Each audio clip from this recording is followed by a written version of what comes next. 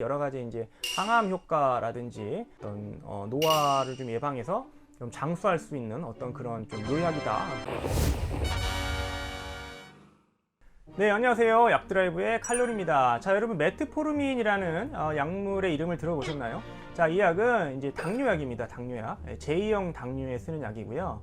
우리나라의 이제 당뇨 유병률은 이제 한 30대 이상의 이제 성인들의 한 10% 이상은 당뇨가 있다라고 보고가 되고 있고, 특히 이제 60대 이상, 70대 고령이 될수록 당뇨 환자 유병률은 굉장히 높아집니다. 거의 한 3분의 1 정도는 제2형 당뇨를 앓고 계신다고 봐야 되고, 이제 이런 분들이 당뇨약을 당연히 복용을 하시고 계시겠죠. 자, 그래서 이제 메트포르민은 당뇨가 이제 생겼을 때 1차로 사용하는 약물이고요. 굉장히 많이 사용을 합니다. 아마 당뇨가 있으신 분들은 아마 거의 제가 봤을 때 한 90% 이상 거의 다 당뇨약 중에 메트포르민이 포함이 되어 있습니다.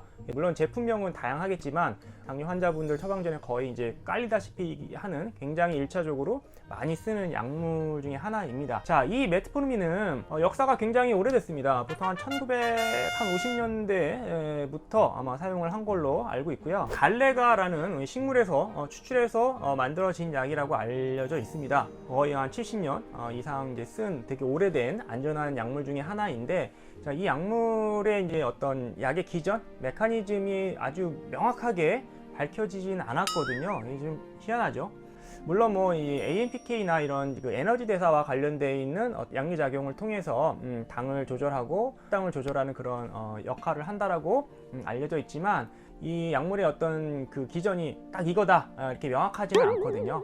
자, 이런 기전이 아직 명확하지 않은 이 메포민이 최근 연구를 보면은 이 장내 미생물을 변화시켜서 이 변화된 장내 미생물이 혈당을 낮추는데 역할을 한다라는 연구가 최근에 많이 보고가 됐습니다. 그러니까 메포민을 먹었을 때 직접적으로 우리 몸에 들어가서 어떤 양리 활성을 내는 것이 아니라 장내 미생물을 변화시킨 장내 미생물이 우리 몸에 어떤 혈당 조절을 한다는 얘기죠. 네, 재밌지 않습니까? 그래서 이제 이 장내 미생물 중에서 가장 주목받고 있는 이제 균주가 이제 아커멘시아라는 균주입니다. 뭐 처음 들어보셨죠? 예, 이름부터 굉장히 어렵고 생소한데, 자, 이런 균주가 굉장히 주목을 받고 있습니다. 그러니까 메트포르민을 복용을 했더니 장내에 이 아커멘시아나 여러 가지 이제 균들이 증가했다는 것이죠. 그래서 이 증가한 균들이 우리가 이제 유산균을 먹으면 유산균이 우리 몸에 이로운 작용을 하지 않습니까? 그런 것처럼 이 아커멘시아라는 균주가 우리 몸에 어떤 작용을 해서 혈당을 조절하는 데 도움을 준다. 그래서 이 메트포르민의 어떤 양리 활성의 기전이 장내 미생물에 어떤 기인한 것이다. 뭐 이렇게 우리가 설명을 하기도 합니다.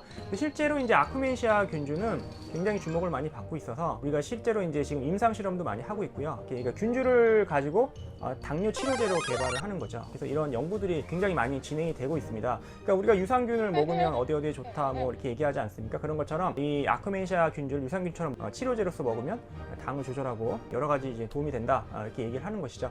그래서 우리가 이제 그 건강에 이런 균주들을 프로바이오틱이라고 얘기하지 않습니까? 이런 것들을 좀 더 나아가서 그러니까 약물로 어떤 치료제로 사용할 수 있는 프로바이오틱을 우리가 파마바이오틱이라고 얘기를 하거든요. 그래서 이제 아커멘시아는 지금 굉장히 주목받고 있는 파마바이오틱의 하나라고 보시면 되겠습니다. 또 하나 이 메트포르민의 효과가 장내 미생물에 기인한 것이라고 설득할 수 있는 이유 중에 하나가, 최근 이제 국내 연구진에서도 이런 실험을 좀 했습니다. 그러니까 항생제를 먹어서 장내 미생물을 좀 파괴시킨 거죠.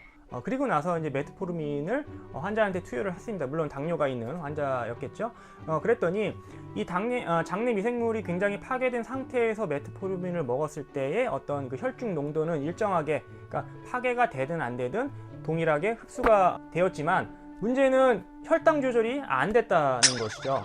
즉 다시 말해서 약물은 우리 몸에 제대로 들어왔지만 장내 미생물이 파괴가 되어 있다 보니까 혈당 조절이 안 됐다는 것입니다. 그 얘기는 단순히 이제 메트포르민이 다이렉트로 어떤 당뇨 효과, 우리 몸에 어떤 영향을 주어서 어떤 기전으로 혈당 조절을 하기도 하지만, 이 위에 이제 장내 미생물이 굉장히 또 중요한 역할을 한다라고 우리가 볼 수 있는 것이죠.